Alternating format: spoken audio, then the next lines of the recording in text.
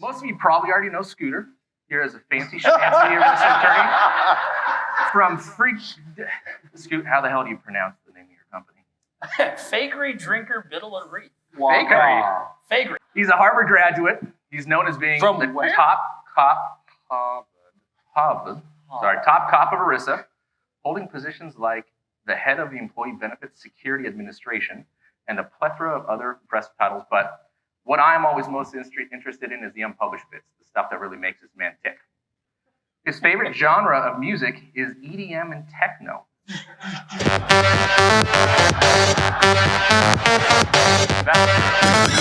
Nice, Brad. Nice. He was born on December 20th, 1972, so for all of you astrology freaks out there, makes him a Sagittarius, and this year he's also qualifies for catch-up contributions.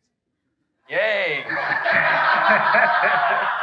Ladies and gentlemen, the president of whatever company I can't pronounce, Bradford Campbell. Campbell. Welcome, Bradford. Welcome. I just heard this guy in the front go, didn't we just listen to that fucker for 60 minutes? Are we talking again? Same guy. We're going to play some games today, Brad. And so I want to make sure that you're aware of these games as well as everyone tuning in out here.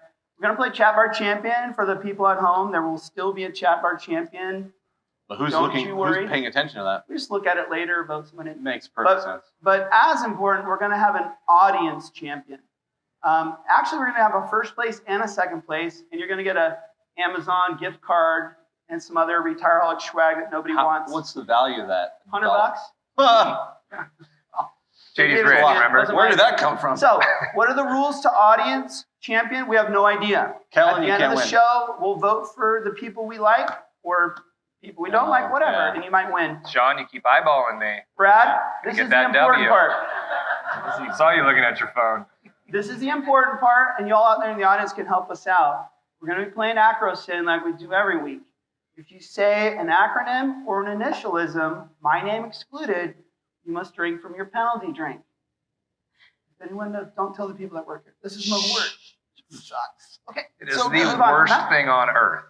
Juice. And I got a brand new game Oh, that we're going to release today.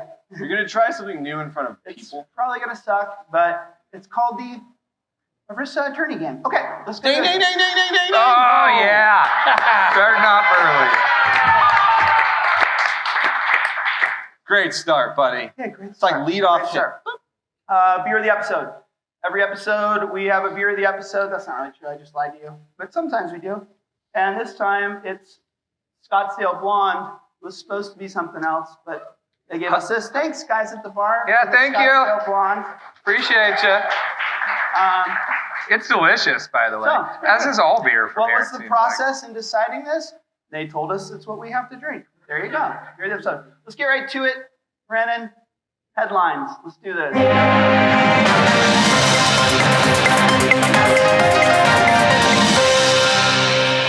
right, Mark says it's kind of like a Actual news. headline to that. Oh, yeah, it is. It is. Got my papers here. Let's start with an update from CalSavers. Now, you might say, well, we're not in California, JD. Why would we care about CalSavers? I think this is relevant for lots of things. You all know we've got these mandates in other states. It's a continuing trend, and so I think it's fun to look at California and see how this stuff has come along. Correct me if I'm wrong, 14 states, and it was part of the recent Setting Every Community Up for Retirement Excellence 2.0, where they're talking about a federal mandate for it. So it is relevant. It's relevant for all of us here. Totally relevant. I didn't prep as well as I should. Shocking. I Shocking. drank too much last I'm night. going to go straight to you, Brad. Yeah. Riff, no. State-run plans. Here comes California. Here comes all these other states Chad's talking about. Don't things get messy in terms of all these different rules? Like California's got mandates for these size of employees, and it's this type of individual retirement account, and then another state's got another one. And wasn't this why ERISA was created in the first place, is to get rid of all this hodgepodge patchwork? And does this concern you, someone with your experience, these state-run plans? Well, the Employee Retirement Income Security Act. At least he knows what it stands for. You studied for that, didn't Thank you? you. Thank you very much.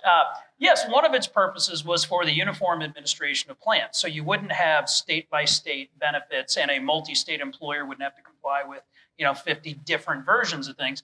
And this is one of the reasons I was originally very much concerned about this trend. I was one of the people saying, hey, I'm glad the Trump administration was trying to halt CalSavers through litigation and supporting the litigation of some folks who tried that.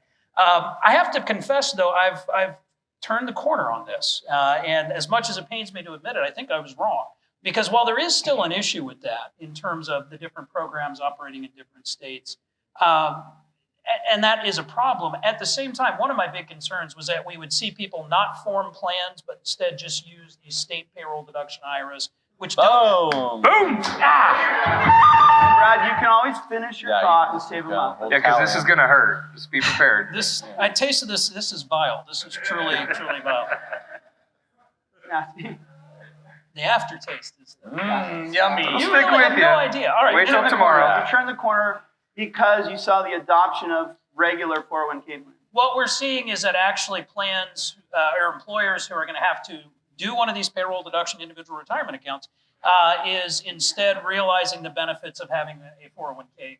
And so the data is actually saying this is proving to be a good thing. It's reaching some people who would have no other option, but it's causing employers to adopt a better plan in more cases. So it turns out I was wrong, and I need to apologize to some A folks better plan. I said I heard nasty that. things about when this came out Well, originally. Chad, you guys sell nationally, but predominantly in California. So just share with everyone how gangbusters it's been. In California. We've been tracking. I spent some time with Katie Selinsky, who is the director behind CalSavers, and she said, "Look, we're not seeing the adoption rates that we had hoped." And this was when they went in with 100 plus. And I have some of those numbers here now that I found. which are super interesting to me. But anyways, I told her we would start tracking the number of opportunities that came in because of CalSavers. And it was a lot. Immediately, businesses and advisors talking about this as a necessity for these businesses that otherwise avoided it. And when it was 100 plus, these are restaurants, construction companies. I'll call them transient workers, meaning they're moving from a location to location. I And interpreted that differently. That's not a nice thing to say about people, Chad. Sorry, go on. Hey, You're I right. sorry. apologize. I'm sure what you're was using what the word was right. interesting to me though, and I agree, 401k better.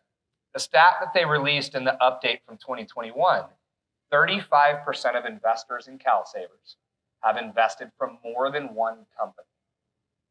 That was mind-blowing to me. That means that they are either working multiple part-time jobs and otherwise would never have made eligibility for a 401k, or they've left one business and are working at another, and they have contributions within.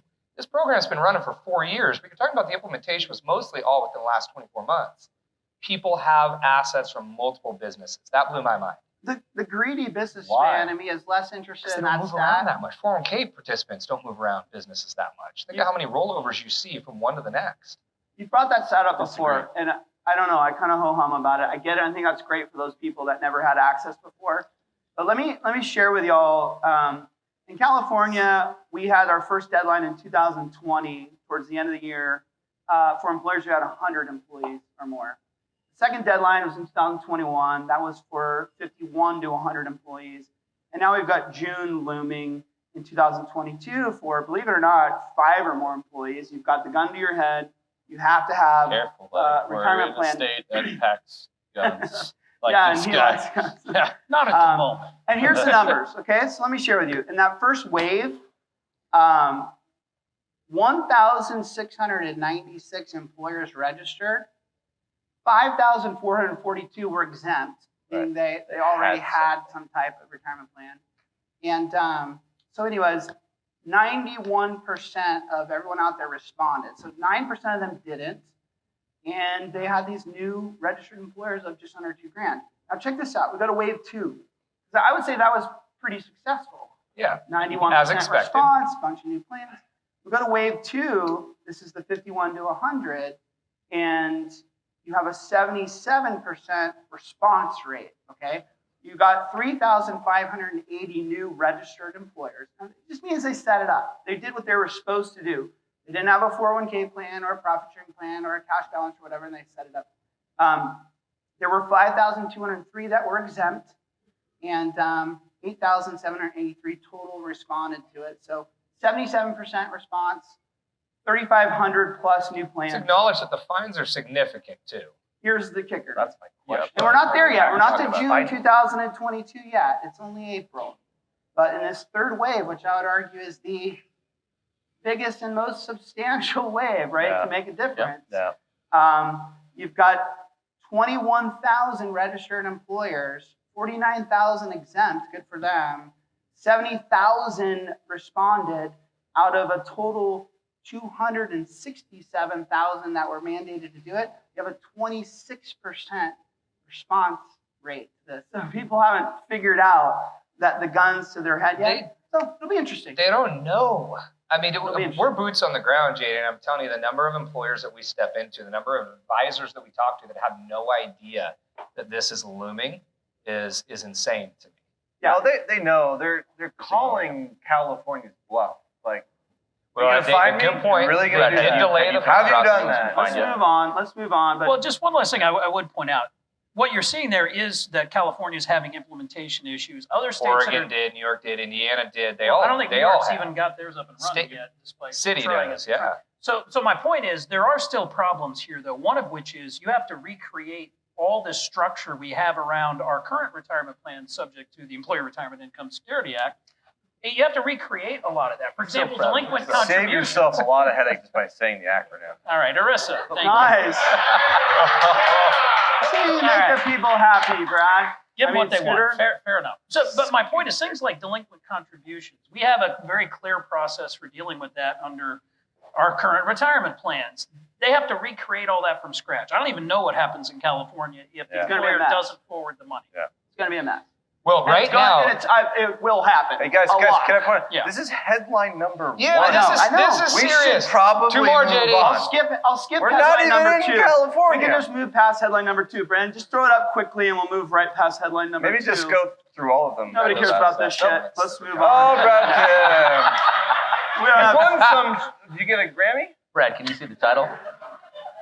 we don't have time Oh, for this yes. one. Sorry. Yeah, Brad, you'll you talk notice we too put much it out about on our own CalSavers. letterhead. Yeah, good marketing from I'll us. read a little bit from it. Kudos. Plan Advisor Magazine recognized Scooter here as a benefits and executive compensation partner, Brad Campbell, as the recipient of the inaugural Plan Advisor Vision Please Award. tell me you have that tattooed on you Hey, somewhere. The Vision Award, That might be Chad, my the first Vision tattoo. Award Yeah, aims yeah. to Slow celebrate clap. industry leaders who have propelled positive change and contributed to the positive retirement outcomes for the U.S. workforce.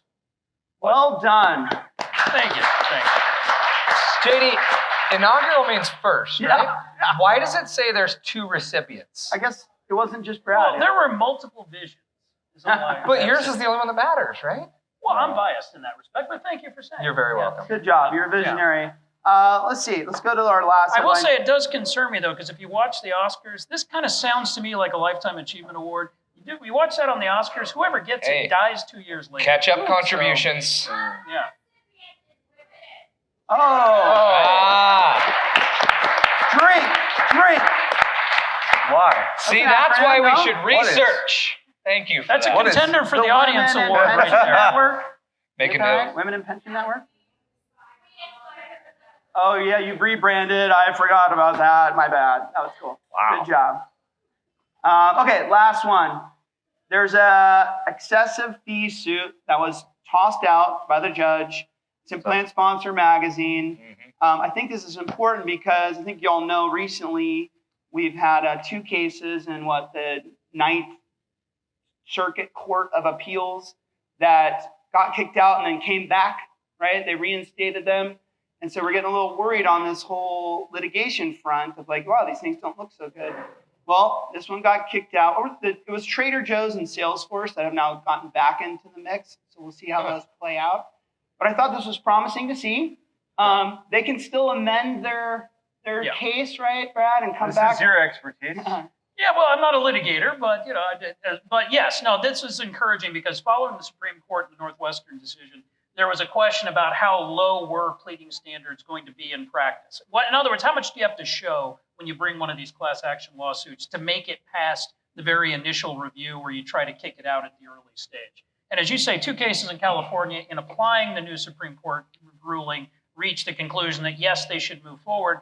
This one, using that same logic, is saying, no, you didn't show enough. Now, they have the right to amend it and try to improve it. But this is an encouraging development because it shows judges are going to be applying these standards in ways that don't just go one direction. They do actually permit these cases to be dismissed, and it's not a one-way ratchet in favor of the plaintiff's bar. I was happy to see that the judge said, hey, this case looks a little bit like recreated like others, like kind of a copy and paste. Two, you're referencing fees for these other plans, like a benchmark that are just kind of randomly chosen. And then three, the judge said, hey, this was a God blessing for me. You're not benchmarking services. Maybe there's more services being provided to this plan, and therefore they have a higher fee. And I was like, okay, fuck, thank you. Someone said that, you know? So that took you a while to swear on the show. I think I've sworn. So that's cool. What worried me as you read through that article is that there's some fear that if the liability never goes away, when this is dismissed, but they have an opportunity to refile, to set a different stage essentially, then as a plan sponsor, as a fiduciary, your liability on a specific situation never goes away. And it led into some articles of people saying, well, if they fix the issue, if they fix what was seen as an issue, even though that it wasn't enough evidence to move forward, then that gives them another opportunity to come back and say, see, they had to fix something. But you don't That's know, how we know something was wrong. Chad, you don't know if their fix is gonna work to bring it to trial, you know? So No, but if the fix is to lower costs in this specific scenario, to look at record keeping, not investment costs, but to look at record keeping and administrative costs, then the fix is to find another provider or to get some concessions of those costs, right?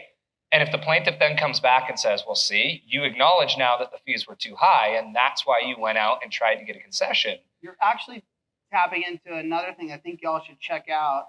There's a white paper, and I never heard of this company before, Euclid. Yeah. So they're a fiduciary liability insurance company. And they came out with a white paper titled Debunking Record-Keeping Fee Theories in Excessive Fee Cases. And it's pretty cool. It's pretty long, bold. Too.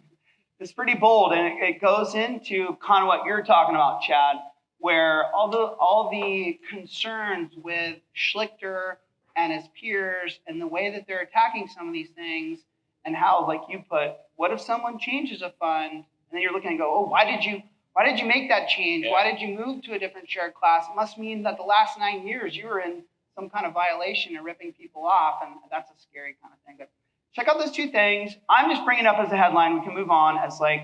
That was the longest headlines. Yeah, 25 minutes is good. Maybe there's some positive stuff, and maybe these courts, these judges will start to look at this shit and say, okay, we're not just going to let it go to trial. Right. If you can't come to this courtroom with some real evidence of some wrongdoing, then we're going to put you back. Because, you know, all they want to do is go to trial so they can do what, Brad? Legalized extortion. Yes, I was going to say, do they want to go to a trial? Don't they want to settle outside? They want to engage in an expensive discovery process and then reach a settlement because business-wise, it's cheaper to pay them to go away than to fight. Brandon, we need this one. It's the evil synergy of the contingent fee and the class action. Anyway. Cash rules everything around me. Queen, get the money. Dollar bill, yo. Topic number 1. 401k. We're right on time, You should Mark. spin the wheel of ice. You want to go so fast. You want to spin the wheel of ice Might now? as well. Let's spin the wheel of ice. Mark. The wheel of ice, the wheel of ice.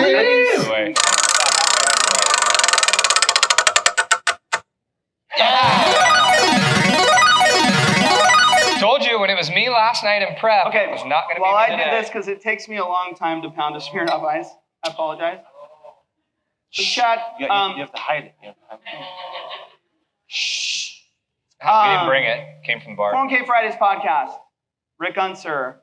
Sponsor. David Blanchette, now with P. Jim. Oh, yeah! You set me up. the title of their podcast, David was a guest on Rick's show, is Does TikTok Have It Right on 401k Plans? Before I pound my Smirnoff Ice, I just want to say, y'all want to listen to Rick Unser and David Blanchette about TikTok? Because those are two of the nerdiest fuckers in our industry, period. But Chad, tell me more what they were talking about. Well, there was I'll work on this. series of topics. What bothered me most at the beginning of that was the question that Rick asked, if a 401k didn't exist today, what would you invent? And neither of them came up with a damn thing. Like, not even an inclination of what they might change. It was just support of the 401k. It was a biased response. But the issue that came from that whole session of 401k Fridays was the younger folks are getting what I will call fiduciary guidance from advisors, from people who are willing to go record 60 seconds or 30 seconds on TikTok. Can I give some context, Raymond? So what they mean by what's happening on TikTok is, and you've seen this in general internet and social media, is there's a lot of people out there saying, don't save money in your 401k plan. These are on their little TikTok videos. Right. You should not be putting money in your 401k plan. You should be doing something else. You can make a lot more money somewhere else. Crypto. And it's a trend on TikTok, amongst the youth. It's been a trend, though. Let's not act like this is normal. YouTube has this. It's been there for years. It's been on other social sites. There are folks who don't believe that the 401k is a proper resource. When you listen to these two talk, it's getting more visibility. it is, for sure. When you listen to them talk and you dive in a little bit to who the folks are, they're either, but the folks who don't understand our space, or folks who are trying to sell insurance. They're always selling something. They're always selling something. They don't say, Or they're just trying to get more followers. It is, Brad, term, I hear the I wouldn't hums, say it it's is just folks who are selling. selling insurance. I'd say it's folks who are selling Bitcoin or services to invest in fractured shares. it could be. One thing I've noticed is when I'm playing, like I'm at the airport killing time playing one of those games that has a free game, but it has advertising. A surprising number of these games are now including advertisements for crypto and other investing things. Whoa. I'm looking at that saying, when I'm mowing fake grass with the lawnmower, why is somebody selling me cryptocurrencies? Why are you playing games? Because I have a life. Not hourly Wait, no, I billing don't. some That's- clients that's for the some problem. shit. I think anytime someone, I've never billed clients for mowing the lawn. I think I'll pay anytime on social media, someone's Not a telling lot. you not to participate in your 401k plan, it's not like they're saying, well, just don't do anything. They have an ulterior motive. It's, you should be doing real estate through my, Yeah. 3-part course. You should be in crypto through this thing. It's always this other thing. Yeah. And so we won't go too deep in that table. Let me ask Brad. Yes. Let me ask Brad. All right. Ted Benna was quoted on this podcast, Chad, and Ted Benna said, if we did not have 401k today in this current moment, it is not what we would invent. That is not the right solution. So you've been in government. You've worked hard behind regulations, Pension Protection Act, Qualified Default Investment Alternatives. Look at Things. So do you think right now, if we had a blank slate, is a 401k a shitty invention? Should it be something way different? Well, first of all, a 401k is not by any means a bad invention, and I agree that it is. You can say shitty. Certainly not a shitty invention. Yes. It has in many respects, it saved our retirement system because the defined benefit plan simply is not for the vast majority of workers viable going forward, either for the plan sponsor or frankly for the worker. Nobody wants to work at the same Brad, place for 30 years. Look at it less But as that's a different than your competition to question. the defined Right. benefit, But and look that's at it like you had carte blanche. You could do something new. So would you invent exactly the Don't use system we have fancy now if you were words. starting from scratch? I would agree. No, you wouldn't. Our system is a hodgepodge of responding to different things over the last 40 years, and it kind of grew and we've cobbled it together. But there are some core decisions you'd have to make that are actually really tricky if you wanted to build something new. One is the thing you're going to build voluntary or not? And that's a pretty fundamental question. We have an employer-based system because employment is a reasonable nexus for a lot of these benefits, but it doesn't have to be. We could have some sort of government-run system, which personally I would not be in favor of, but that is an approach that could get universal coverage and have some benefits. I think it would have bigger drawbacks than it would have benefits. But we have the reality, which is this is a system we've got, and because of all the vested interests, you're not going to be able to create a whole new blank slate. So it's an interesting intellectual question, but it's not the question we ought to ask, which is how do we make the system we have function more efficiently and better? That was not the question, Mr. Lawyer Guy. What would you I'm not do? going to buy into your question. Come on, I got to come up with my own question. I thought that was well said. Of course it was. Educated guy over here. Smooth. Very smooth stuff. Very classy. I'm learning a lot from you right now, dude. I personally, I learned something every show. I think that the crack on 401ks is, the negative opinion is, it's so complicated, right? All these rules, I won't go into all the acronyms, and it is. There's a lot of... Not for the average investor, hang on, it's not. Hang on, there's a lot of moving pieces. I disagree with Brad a little bit in that I'm kind of a fan of mandates like on a federal level, like we have in California, to like have plans, and maybe that wasn't specifically what you meant.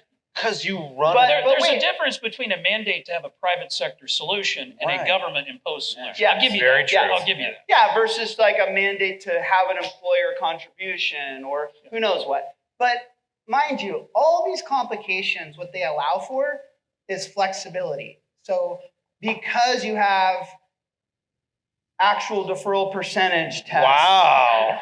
because you have cross-testing, because you have cash balance plans, because you have different eligibilities, because you can do all these intricacies, it allows you to create things for people that they want, right? From one business to another Customize. business. Yeah.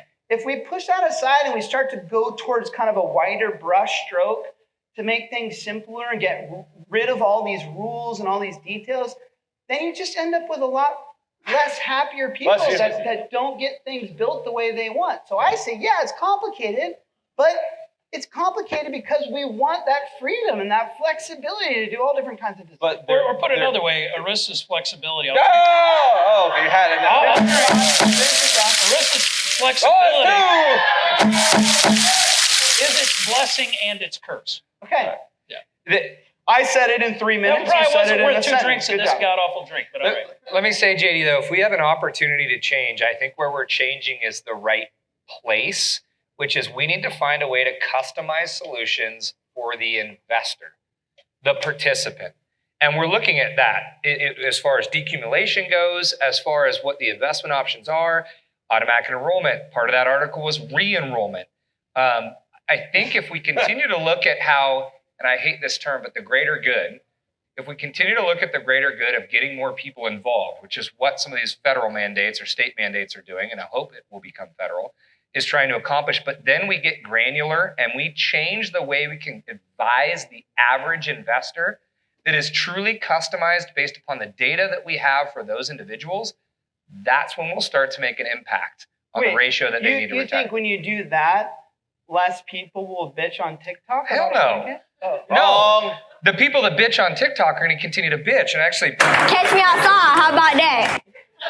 Yeah, no. Look, I disagree. That's with not you. what I'm saying. Jack, Not what I'm saying. I love you, but I disagree with you. I actually think it's more on a macro higher level. That's what we're talking about here is the 401k plan as a designed vehicle for people to save. Of course. Is not wrong. We can give participants more shit. I don't think they really want it. I don't think they I don't really want to care. give them more shit. I want to give them shit that fits for them. Customized solutions based upon their age, talk a bit their about that. income, what their needs We'll are. go to target date funds and we'll talk a bit That's about that. not customizing Um, solutions for people. Scooter, you wrote me an email. Oh, boy. And you said, quote, I'm reading from here. I'm fired up right now about the Department of Labor's, use the acronym, but I'm smarter than that, very concerning guidance on cryptocurrency and brokerage windows. The implications go beyond. The real issue is the fate of brokerage accounts. So, and you probably talked about this earlier today, I'm assuming. The government came out, gave us this, what did we call it? They called it a compliance assistance Right. release, which is only the second time they've ever invented Ever. that term. Right. And the first time was it was structured differently. So this is some new form of They just what I'm made going it to up. call a glorified press release. I like it, glorified press release. Okay. And it was about crypto. You've all heard about it. Y'all know about it. It was basically like, don't do it. But you're saying, okay, crypto, interesting, but brokerage accounts now, you're freaking me out. Yeah, Enlighten us. and we alluded to this a little bit earlier, but here's the real issue. Yes, everything they said was in the context of crypto. They gave a bunch of reasons why they don't like crypto and have concerns about it, and you should be, I think it was extreme caution as to whether it's prudent for a plan. But what they were really concerned about was direct investment in crypto-related investments by participants, either as a designated investment alternative, a core menu item. Nice work. Thank you. or through a brokerage window. And the problem with the brokerage window issue and why this is a bigger issue is we have traditionally not had the same fiduciary duty in selecting what's available through the window. So DOL has now set this up so that without considering the broader issues of what this means for brokerage windows, what's my fiduciary risk in offering a brokerage window if DOL is now saying at least one type of investment through it has the same fiduciary duty as a designated investment Can I ask alternative. you, have you ever ate shit on that scooter before? No, but we might tonight if I got. Let me ask you, so you see, Bottom line is they're creating risks and problems that didn't exist before for brokerage windows as a whole, when brokerage windows, I think, have a role to play for participants who want and should have access to beyond the plan menu. Right. If you listen to Shlomo Bernardzi and folks like that, you talk about, okay, you got people you do it for, you have people you have a select menu for, and then you have people who can do it themselves. And the plan uses a brokerage window to address that last category in many cases. DOL's throwing money. You don't like that one. All right, that's Favorite 3. way. Hey, Right I'll take one for you. Oh, fair enough. yeah, Thank he you. does that. All right. Kind guy. I'm going to sound naive here, So good. which is okay. Like, do we have clear guidance? Like, I've got pushing 1,000 clients.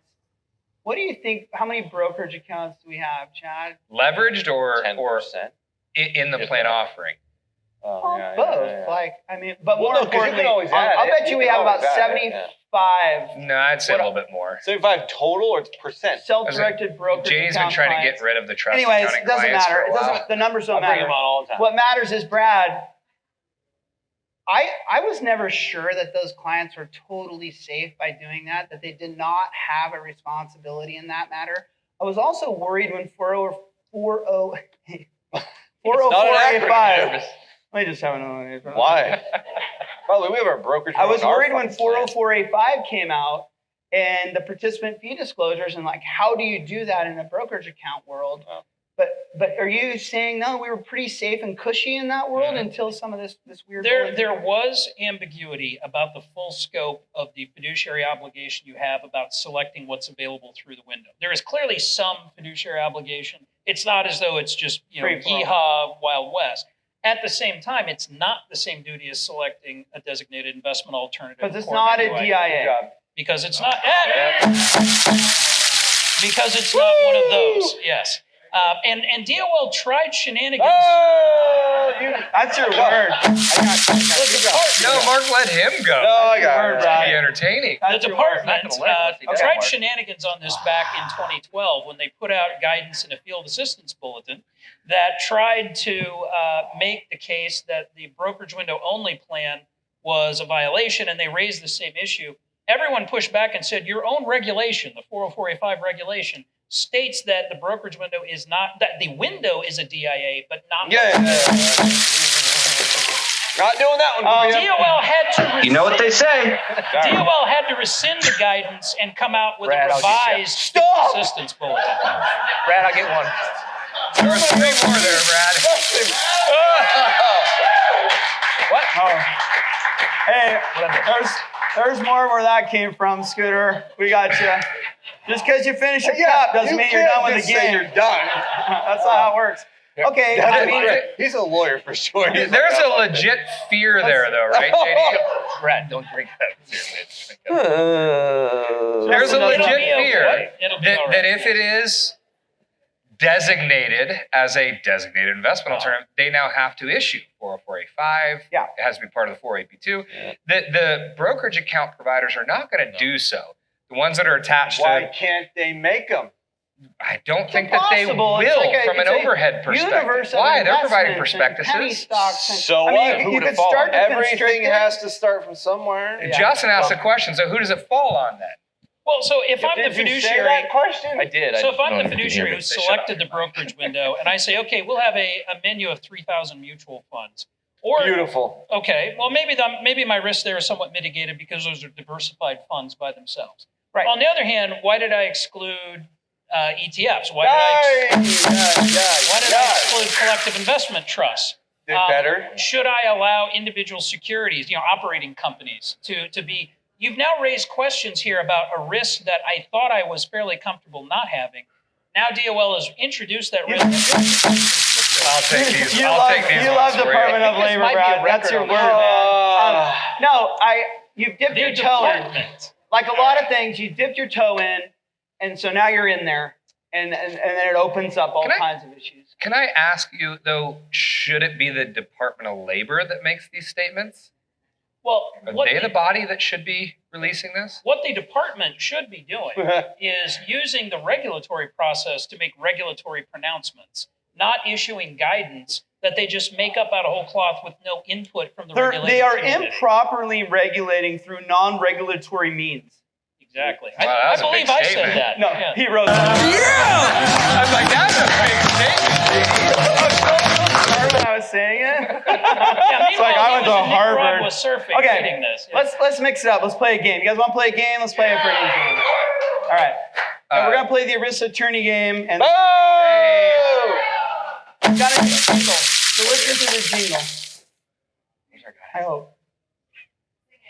It's the E to the R to the ISA, ERISA attorney game. You have to drink from that? You said it. Very good. Wow. Okay. There's no loopholes here, buddy. Okay. All right. We've got some attorneys. Check swing. All of which have been on the show. We got some Who's attorneys been the up most there. drunk We got some on attorneys that- up there. on that And- group, JD? I hear it was Jason Roberts. It was What's Jason the Roberts. question? Okay, we'll Yeah, get sure. there. We'll get there. We're going to do a few different ways. Brad, first we're going to start with you. We're going to put up an attorney and someone else, and you need to guess who is older. Okay? We got Mr. Frederish and Alice Cooper. I got to go with Alice Cooper. Alice Cooper is older. Drink. That's your buddy. When you email Frederish and ask him for his birth date, it's awkward. It's like, why? What is going on? I need to know. Is it your password for your? Well, I Instagram never account? asked Fred, but he did tell me once he was taking RMDs. So Goodness gracious. I think he likes me. All right, I think he loves Malone. Let's move on. that's Move really, on to the really next bad. one. You want a little ice in there? Brad, Ice would improve it. You're yes. 0 for 1. Rocks. You're 0 for 1, Brad. Now you've got Jason Roberts. The real Slim Shad. Oh, Did you forget a Y, Brandon? I was drinking when I made this slide. And Eminem. I'm going to go Jason. As older? As older, yeah. Oh. Wow, you're doing good at this game. Yeah, clearly. You're doing great at this game. Let's go to the next one. I'm also depressed to find out Jason's younger than I am. Oh, well, this is... Mark, I'm going to go to you on this one instead of Brad. How old Mark is? We got Brad and we got The Rock. Older? Who's older? Any guesses out here? You can shout them I'm out. going with The Rock. The Rock. Adam, why'd you cover your mouth when you said that? All right, Brandon. Who we got here? Oh. You look as good as he does, too. Right, when it came up, I'm like, I'm going with it. Trick question. They're tied. Makes it a little fun. No, it doesn't. We got one more. Got Mr. Thomas That's Clark. the same person. We got Mr. Thomas. That's the same person. We got Mr. Thomas Clark, and then we got Yeezy. Yeah. Tell me I'm wrong. Brad? Same person. I got to say Tom Clark's older. Tom Clark's older. That's what I think. Well, we'll see. I would agree. Oh.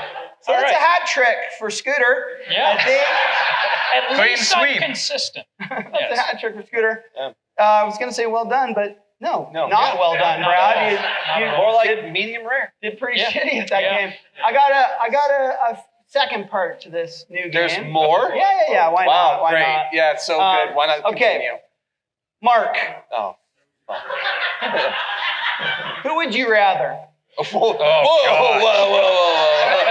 It's I'm out. you I plead are the fifth. going to. Let me set the stage for you. Yeah, okay. You're going to a 2-day, 2 nights, or let's say 3-day, 2 nights Las Vegas excursion. You're going to stay in like the Hangover suite, There's going to be What Mike excursions exist in Las Vegas? vacation. Mike Tyson's Tiger is going to be there, all kinds of stuff. Great. You're going to have a just blow it out 2 nights Vegas crazy time. Yeah, been there, done that. Which of Don't these recommend it. ERISA attorneys will you choose to hang out with? It's you and him. And why? Oh, and gosh. why? Oh, you know the answer to that. Do you? Oh, I know, yeah. I do for gosh. sure, Robert. Well, I'm not a kiss ass, so I'm not going to pick you. I just met you. Fair Okay. enough. Spare my And feelings. his scooter would be an impediment. That's tough. Fred has an aura of him that I feel like if we went to a club or a bar, they'd be like, you can't come in. So, They deny Fred Reach. yeah, Tom Clark, like, the glasses that don't do it. So I'm going Jason Roberts because he has a boat. And He has a boat. He has a boat. I agree.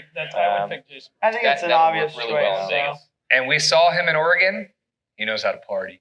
Justin, I'm going to say this guy knows how to party, but I can't. I feel like I get booed if I said you. Okay, so secretly, I would pick you. Why, thank you. Justin, I would pick Jason. Justin, same question to you.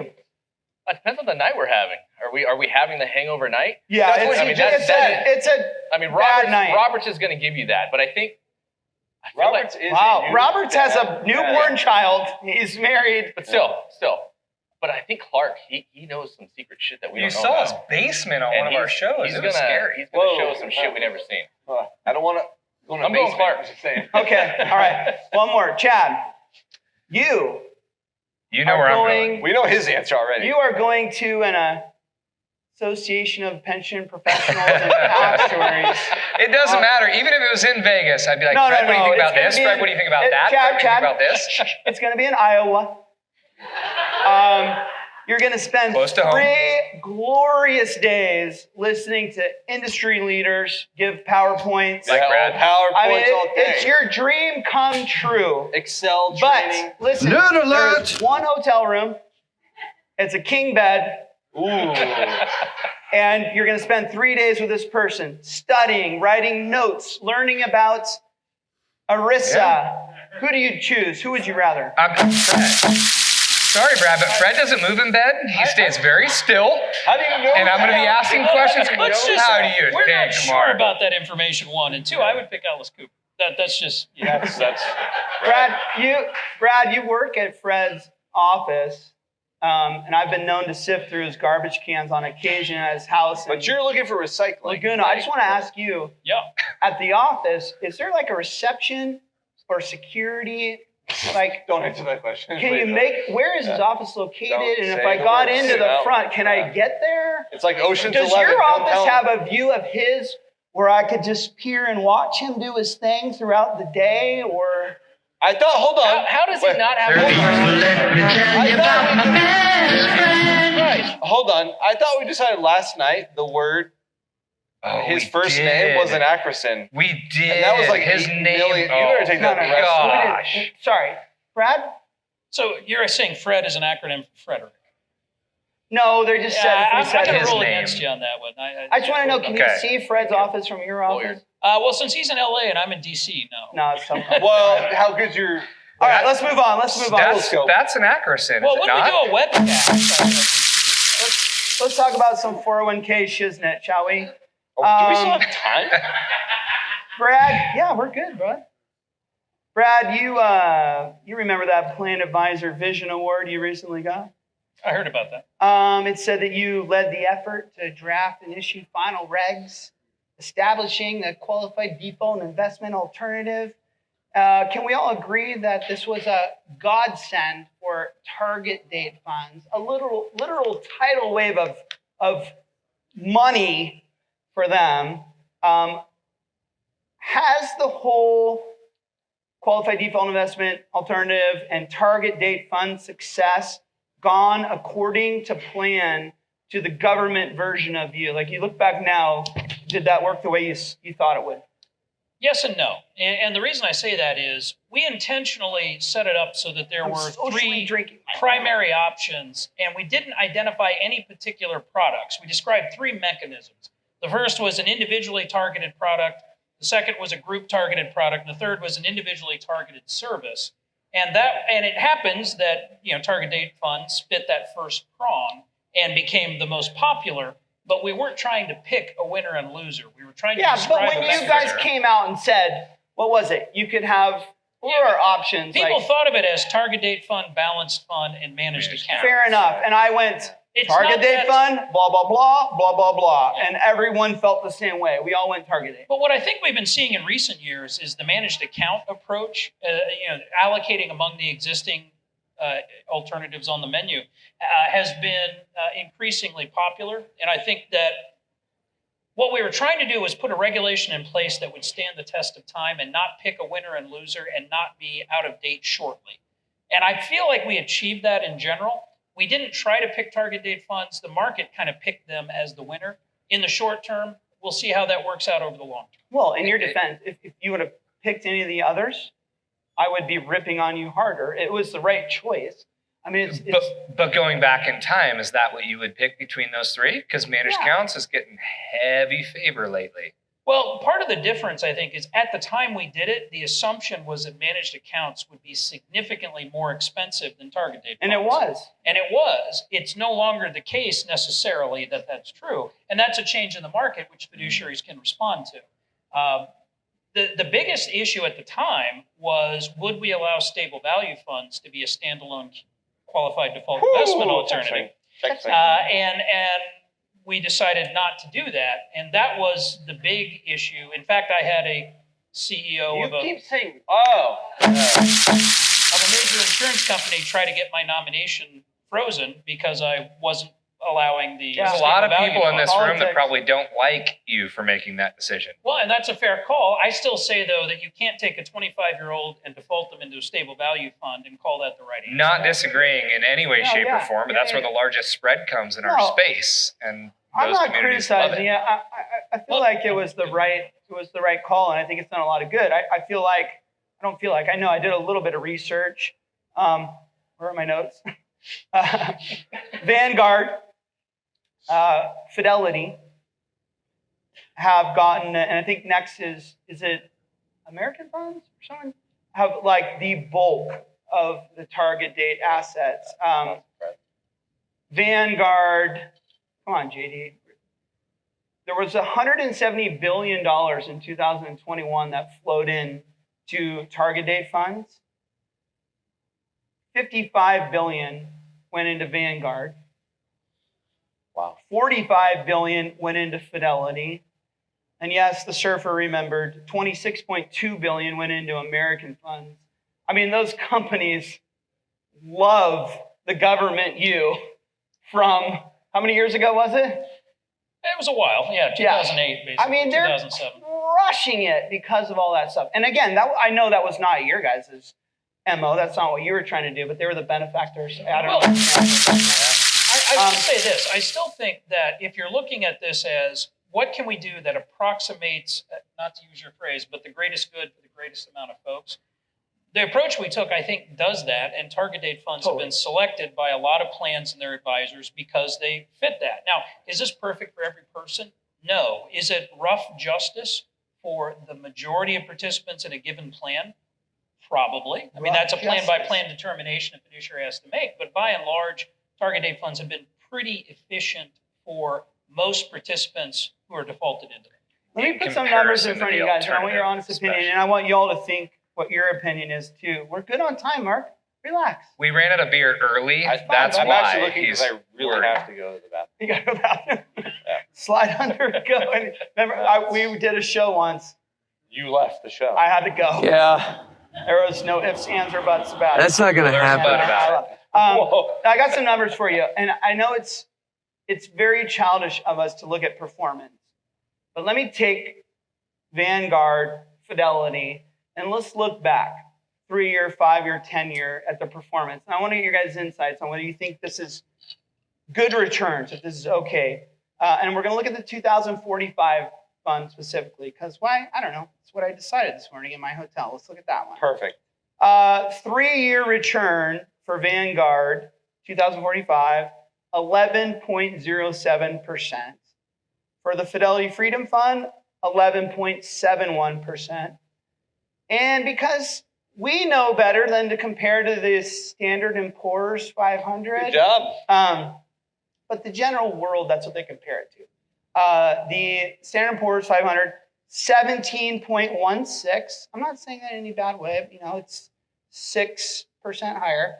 5-year for Vanguard, 10.50. 10-year for Vanguard, 10.19. Fidelity Freedom in the 5-year, 10.67.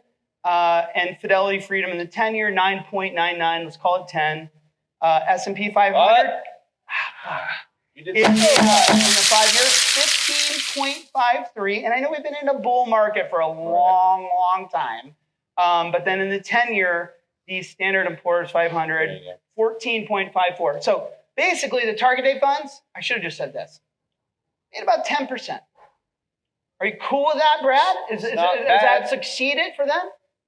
I think it absolutely has, because you can't compare the performance of funds that are intended to approximate the risk for a person of a particular age against an index of all of the 500 I largest think I companies. stated that before I used that as an The example. goal is not to say what could you have done compared to what happened, but rather was it prudent But Brad, to do something bullshit, on the front? Brad. They all do that.